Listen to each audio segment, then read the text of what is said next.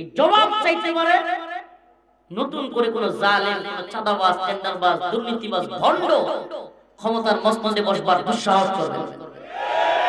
আর যদি বৈশাও যায় ভালো হওয়ার চিন্তা করবে, এই যে খারাপ হইলে লাফটি দিল্লি বানাইছে আম করে বানাইবো আমেরিকা। ঠিক কি ঠিক না? একটারে তো দিল্লি বানাইছে, কাছে বিতে জায়গা, অন্যটিরে দিল্লি বানানোর জায়গাও থাকবো। প্রিয় ভাইরা আমার,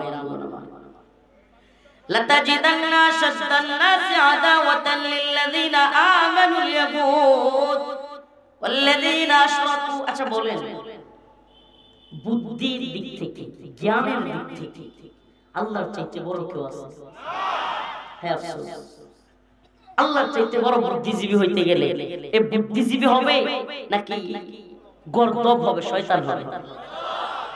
আল্লাহ নিজে বলতেছেন সুবহানাল্লাহ, হে মুমিনেরা, তোমাদের কঠিন শত্রু ইহুদি এবং মুশরিকরা। এটা কার কথা?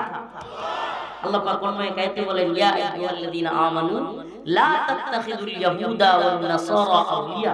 তোমরা ইহুদি খ্রিস্টানদেরকে বন্ধু বানায়ো, বা'দুহুম আউলিয়া বা'দ।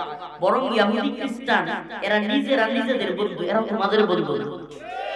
প্রয়োজন হলে ইহুদিবাদী ইসরায়েলের সাথে, জায়নিস্ট ইহুদিবাদীদের সাথে খ্রিস্টান ইংল্যান্ড, লন্ডন, ব্রিটেন, যুক্তরাজ্য, ফ্রান্স সব একই।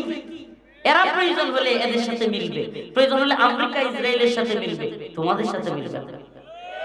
এটা কার কথা? আল্লাহ নিজে বলছেন, বা'দুহুম আউলিয়া বা'দ। এরা নিজেরা নিজেদের বন্ধু। বলেন না, ইসরায়েল যে এতদিন ফিলিস্তিনি মুসলমানদেরকে নির্যাতন করতে পারতেছে কার কারণে জানেন? মাশাআল্লাহ, আমেরিকার কারণে। তো এই আমেরিকা খ্রিস্টীয়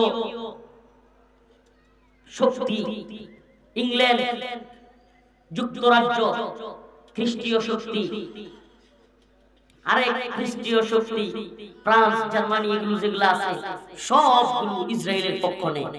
প্রিয় মুসলিম উম্মাহ, তার মানে আল্লাহ যে বলছেন বা'দুহুম আউলিয়া বা'দ, এরা নিজেরা নিজেদের বন্ধু। আর মুসলমানদের, এখন আল্লাহর চাইতে কেউ যদি বুদ্ধিজীবী হইয়া